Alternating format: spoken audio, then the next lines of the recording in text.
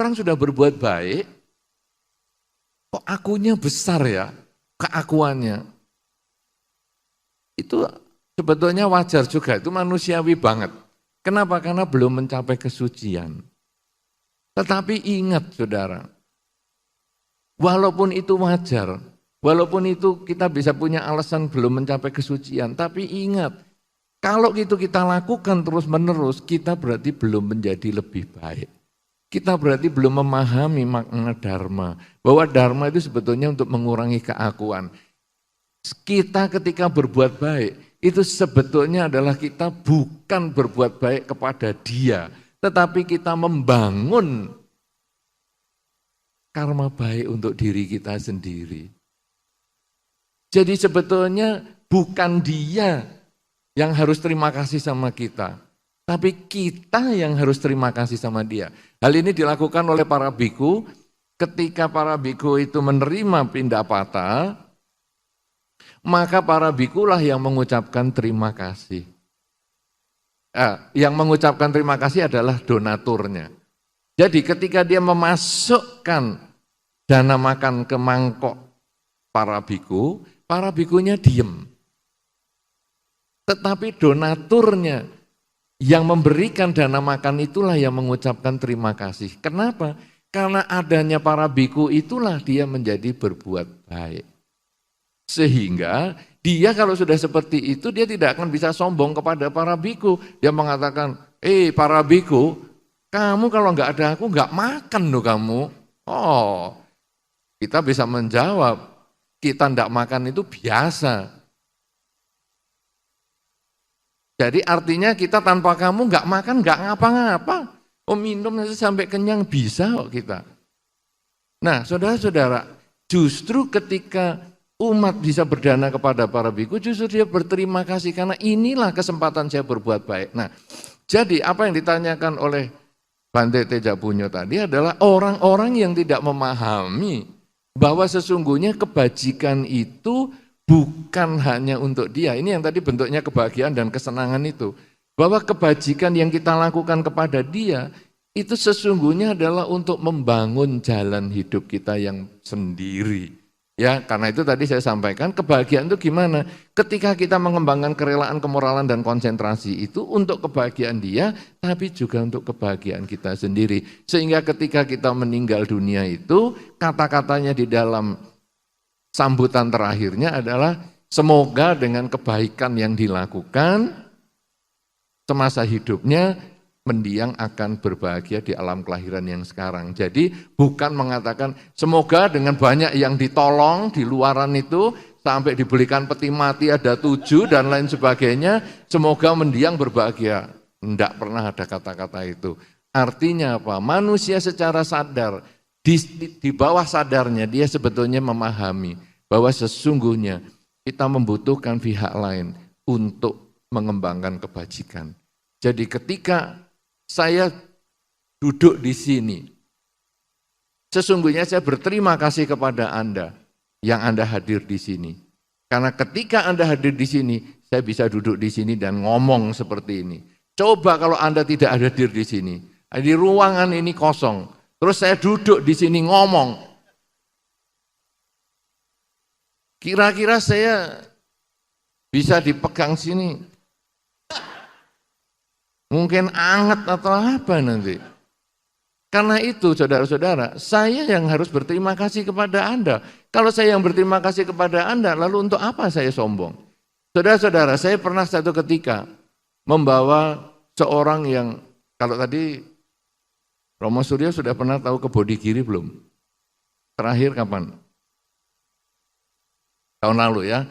Nah tahun lalu, saya mengajak orang yang badannya besar sekali. Wah itu badannya besar betul. Kemudian saya ajak sampai ke Dhammasala atas.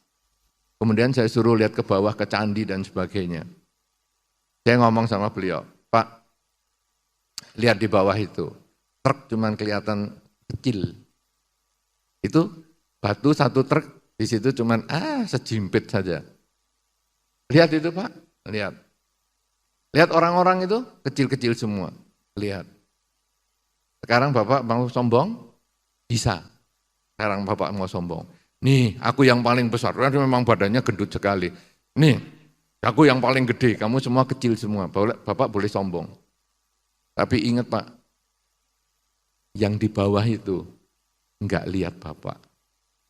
Bapak sendiri dari bawah itu enggak kelihatan.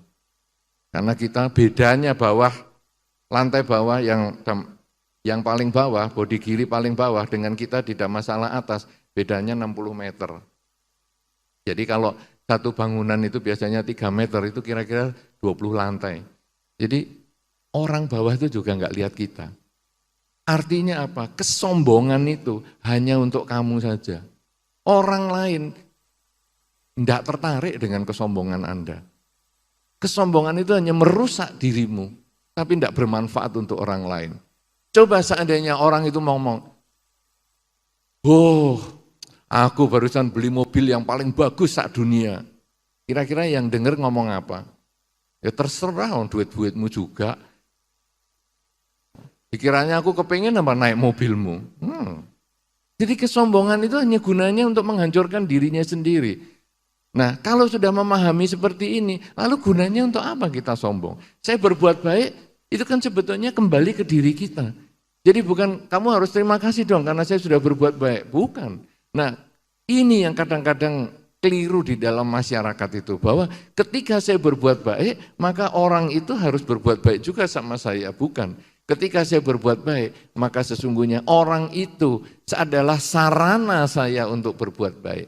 Karena kembali kebaikan itu sebetulnya saya bangun nasib saya sendiri. Kalau sudah bisa begitu, baru kesombongannya berkurang.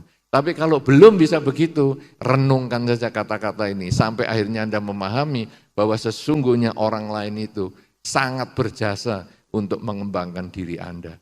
Bukan Anda yang berjasa untuk mereka. Walaupun orang-orang tadi, para pendiri itu membangun wihara, membangun sekolah, membangun apa saja. Kalau enggak ada yang datang, apa gunanya bangunan? Enggak ada. Tapi ada yang datang, berarti kita harus terima kasih sama yang datang. Kalau sudah terima kasih yang datang, apa gunanya kita sombong? Karena kita tanpa mereka, kita bukan apa-apa.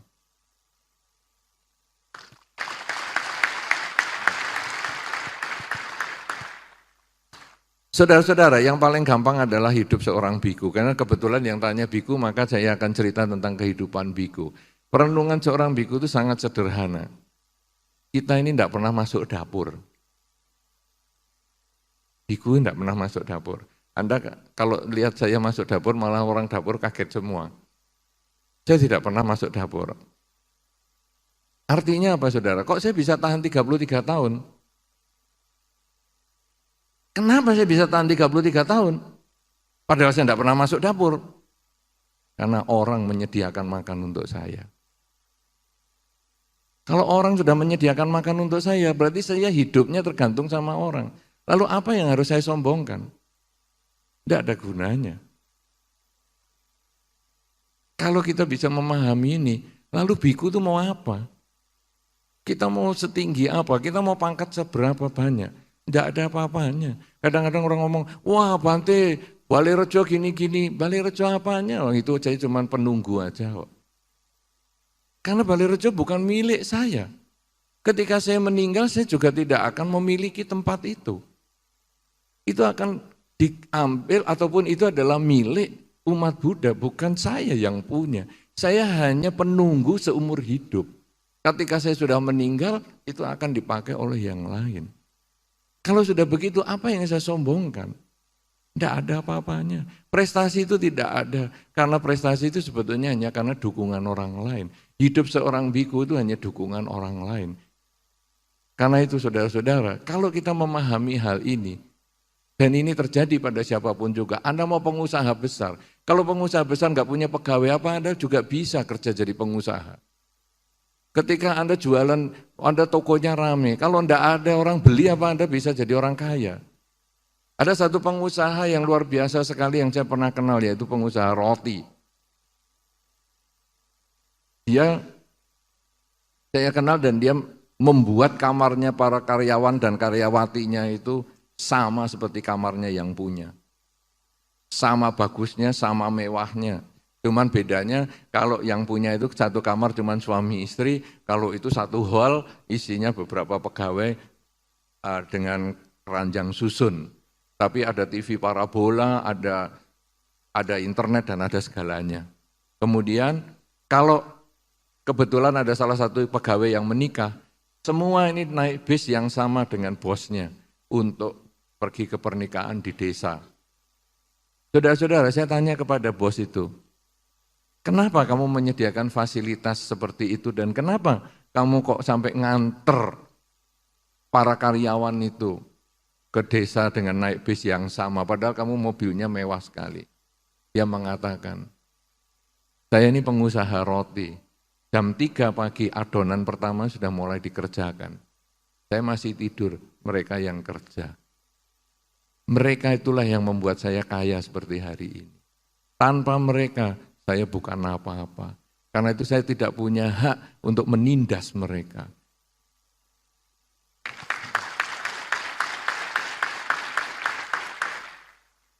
Mereka adalah mitra kerja saya. Karena itu ketika mereka ada yang menikah, saya akan datang ke tempat mereka dengan naik bis yang sama karena mereka adalah mitra saya. Coba saudara, orang ini memahami dengan baik bahwa sesungguhnya bukan diri sendiri yang membuat kita sukses, tapi kita karena dukungan orang lain.